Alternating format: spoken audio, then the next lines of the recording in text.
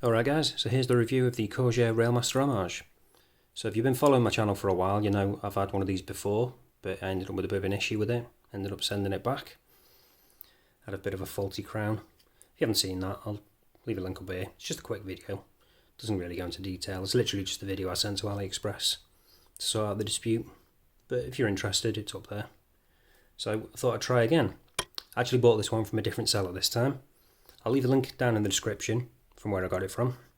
If you're interested in picking one up, please consider using that. It's an affiliate link, so it will help support the channel, but you don't have to pay any more. So here's the watch itself. As you can see, I went with the black dial version. They do actually do a white one as well, and also a blue. With the white one, that has the same orange on the second hand, but with the blue one, that actually has a red second hand, fully coloured red second hand. I'll leave pictures so you can quickly see what they're like. So as you can see, a little bit different if you go with the blue one, but I went with the black. But either way, you'll be getting a fully printed dial, nothing applied.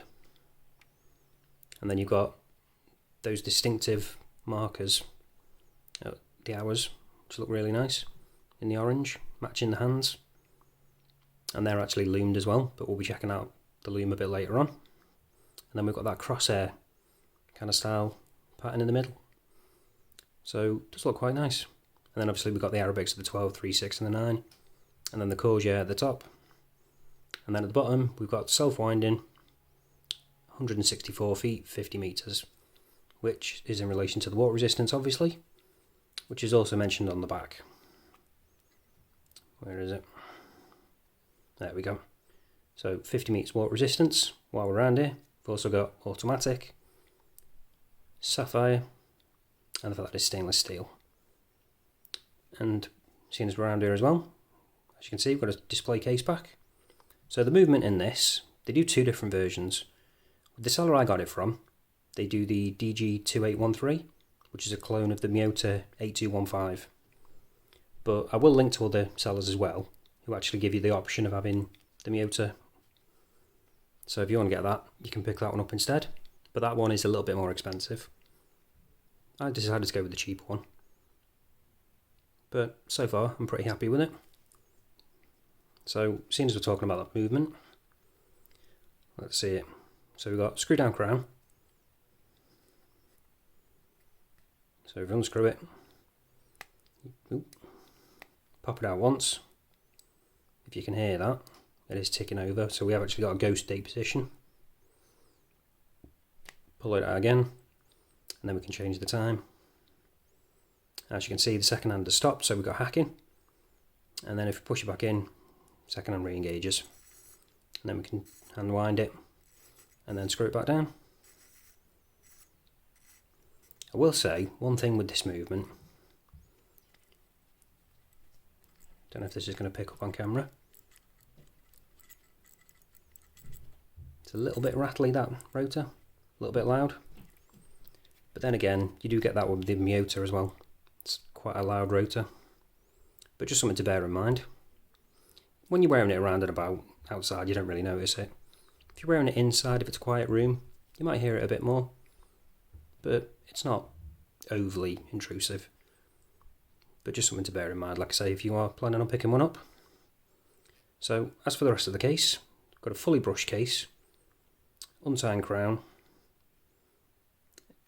and it's quite flat as well. Not a lot of curvature to those lugs, but it does wear quite nicely. But I will show you that in a bit when I do the wrist shot.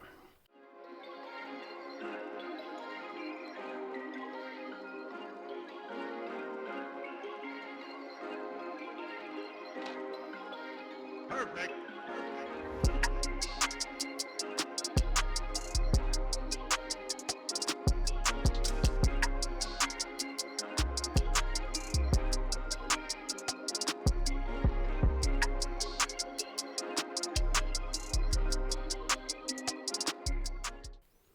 But as for now, let's get on to the measurements.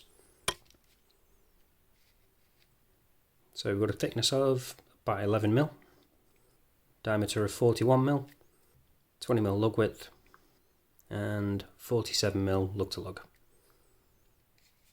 So slightly larger than average dimensions.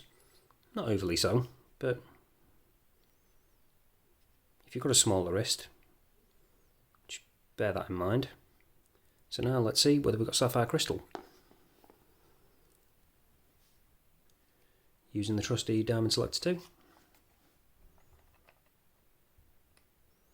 So as you can see, yep, we have got sapphire crystal, which is always nice, especially given the price, because this isn't an expensive watch by any means.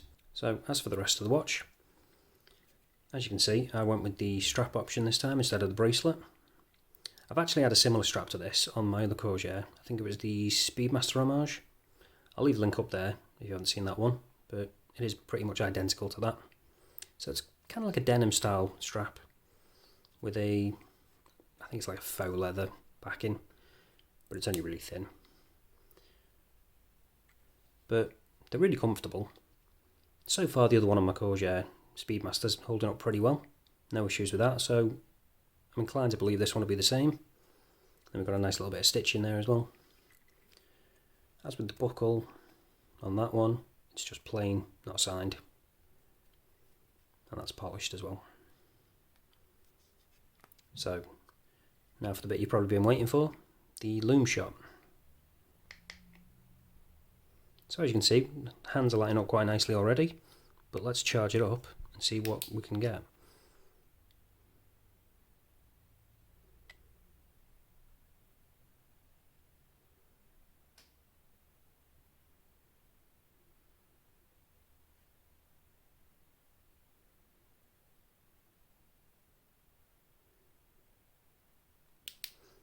So there we go.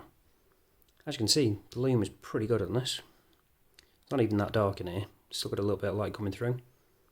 But as you can see, lighting up quite nicely. Unfortunately, the Lume on the dial itself isn't that great. It tends to fade pretty quickly, as you can see. But with those hands, they last a decent amount of time.